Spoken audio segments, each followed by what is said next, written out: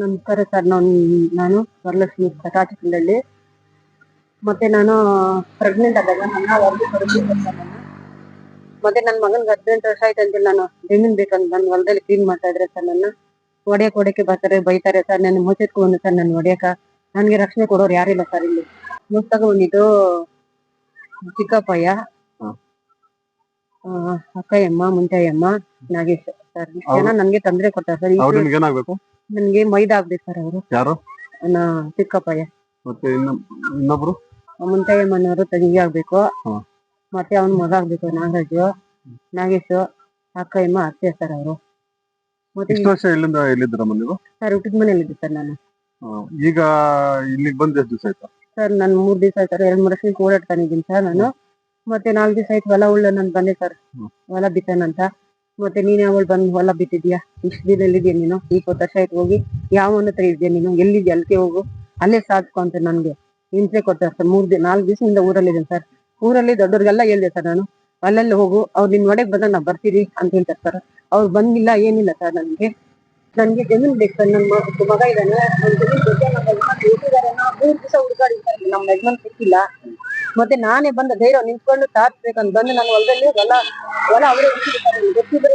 ಅದ್ರಲ್ಲಿ ಉಲ್ಲಾಯಕ್ ಬಂದ್ರೆ ನೀನ್ ಯಾವ ಅನ್ಬಿಟ್ಟು ಅಲ್ಲಿಗೆ ಹೋಗ್ತಾರೆ ಸಾಧನೆ ಮಾಡು, ನೀನ್ ಗಣದಲ್ಲ ನಂದು ಸುಳ್ಳು ಎದ್ದೇಳ ಮೇಲೆ ಅಂತ ಚಿಕ್ಕಪಟ್ಟೆ ಬಾಯಿಗೆ ಬಂದಂಗ್ ಬೈತಾರೆ ಸರ್ ನನ್ನ. ನಾನು ಅಂತ ಮಾತಾಡಿಲ್ಲ ಸರ್. ನಾನು ಪ್ರೆಗ್ನೆಂಟ್ ಆಗಿ ಭಯ ಪಟ್ಟು 2 ಸರಿ ಹೊಡೆಯುತ್ತಾರೆ ನಾನು ಪ್ರೆಗ್ನೆಂಟ್ ಅಲ್ಲಿ ತಂದ್ಬಿಟ್ರು. ಮತ್ತೆ ನನ್ನ ಮಗ ಸಾಕೊಂಡು ಬರೀಬೇಕು, ಊರಲ್ಲಿ ಸಾಕ್ಬೇಕಂದ್ಬಿಟ್ಟು ನಾನು ಆಟ ಮಾಡ್ಕೊಂಡು 18 ವರ್ಷದಿಂದ ನಮ್ಮ ಊರಲ್ಲಿದೆ ಸರ್ ನಾನು.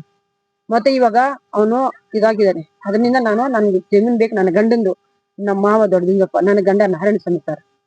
ಅವನ್ ಜಮೀನ್ ನಾನ್ ಬಂದಿದ್ದಕ್ಕ ಇವಾಗ ನೀನ್ ಯಾವಳು ಬಂದಿದ್ದು? ಎದ್ದೇಳ ಮ್ಯಾಕ ಸೂಳೆ ಸುಪ್ನಕ್ ಯಾವ ಇಷ್ಟು ವರ್ಷದಿಂದ ಅಲ್ಲೇ ಹೋಗಿರು, ಅಲ್ಲೇ ಸಂಪಾದನೆ ಮಾಡ್ಕೊ. ಇಲ್ಲಿ ಏನ್ ಬಂದಂತೇಳಿ ಕಂಪ್ಲೇಂಟ್ ಕೊಟ್ಟಿದ್ದೀರಾ? ಇಲ್ಲ ಸರ್, ಕೊಟ್ಟಿಲ್ಲ. ಕಂಪ್ಲೀಟ್ ನಾವು ಕಂಪ್ಲೇಂಟ್ ಕೊಡ್ಬೇಕಲ್ಲ.